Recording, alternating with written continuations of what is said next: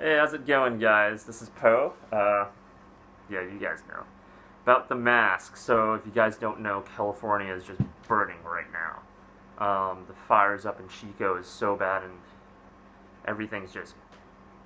All the smoke's coming over here, and it's so bad I can't even breathe properly without a mask in my own home. But, anyways, what we're going to talk about today is this. Vivid R2C Coil versus Vivid R2C Air. These shocks are probably some of the best shocks I have ever ridden. This, by the way, definitely one of the plushest shocks, man. They come with something called, what was that?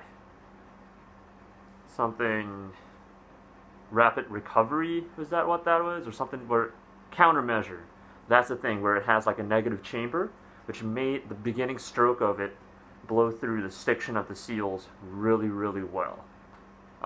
It was plush as hell. This has it too, and so the difference, they're both medium tunes for rebound and compression. Yeah, so they are essentially the same shock, just air and coil. So let's start off with this thing. I really like this shock. This shock was plush as hell. It would just plow through all the rough stuff. It was amazing. I did, however, decide on the air after riding these two back to back, and I prefer the air a lot better for a few reasons. One, it is a lot lighter. It's like 400 grams lighter or something. I can't remember. I put it on my gram scale, and it was like 400 pounds or so. So that's probably about a pound. 400 grams, yeah, about a pound. That's 2.2, right? Is the conversion. Almost a pound. But what I really like about it compared to this thing, even though the sensitivity is not the same, and it doesn't plow stuff as well, the mid-stroke support is so much better. I can actually sit higher in the travel, so I have more usable travel, which was amazing.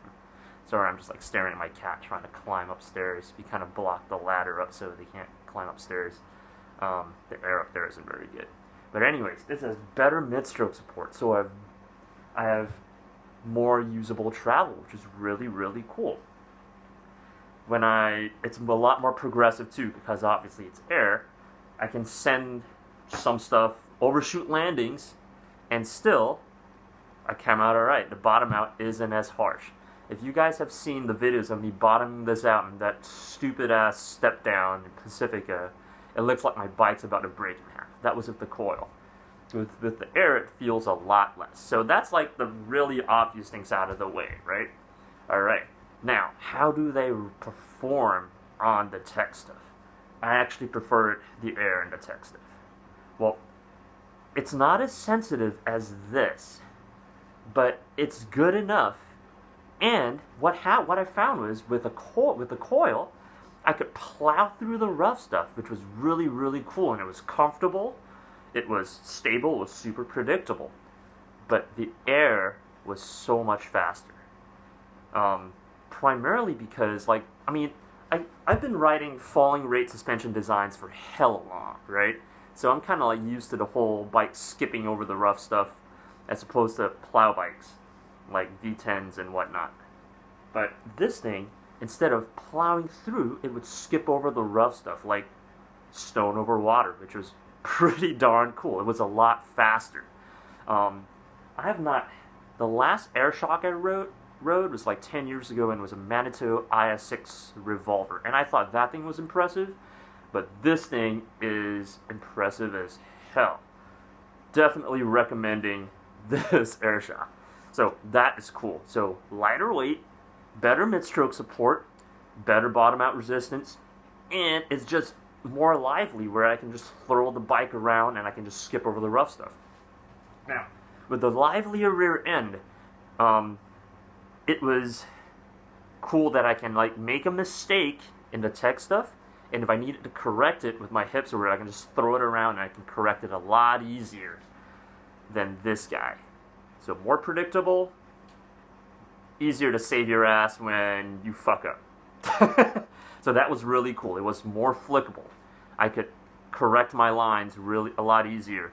The corners felt different too. Like this, where you just like, if there's a berm, you just sit on it and you kind of like push it in with your hips, kind of like if you're on a pump track. With this, you sort of do the same thing, but if you need to, you can actually like kick the rear end out to do a cutty a lot easier in that thing too, which is pretty cool. If like you understeer and all of a sudden you need like a quick, you got it. Love the air shock. Both these are medium tunes, rebound, and compression, so they're essentially the same shock. Only thing is that's air and coil. They're, yeah, love that thing. Man, I'm like blanking and stuff. Kitty's trying to climb upstairs. So, air, coil. I mean, I guess it depends on what you're looking for, right? If you prefer a bike that plows, that is more predictable, this is probably it. If you want something which is going to be like super playful, lively, you can throw it around, and you actually feel the lighter weight too, by the way. That would be it. Now, here is one thing about where I ride, though. Where I ride, most of the descents are maybe like 2 minutes long. Sometimes they get to like 6 or 7. That's about as long as my descents are on my local trails. I have not taken this out to a bike park yet where I can do all-day runs, so I don't know what overheating is like. Yeah, so I have no idea what overheating is like on this bike, on that shock. So I can't really comment about how well they deal with like all the usage. But I mean, you could probably just like let it cool down for a minute at the bottom of the trail and, I don't know, have a beer and then before taking the ski lift back up, right? But for like downhill racing, I think that's the go-to for me. So Vivid Air R2C and Vivid Coil R2C, Air wins hands down for me. Yeah, if you guys got any comments, suggestions, leave it in the comment box. Reach out to me, send me a DM, whatsoever. But as always, man, I don't have a closing line like all these other YouTubers. You all have a good day.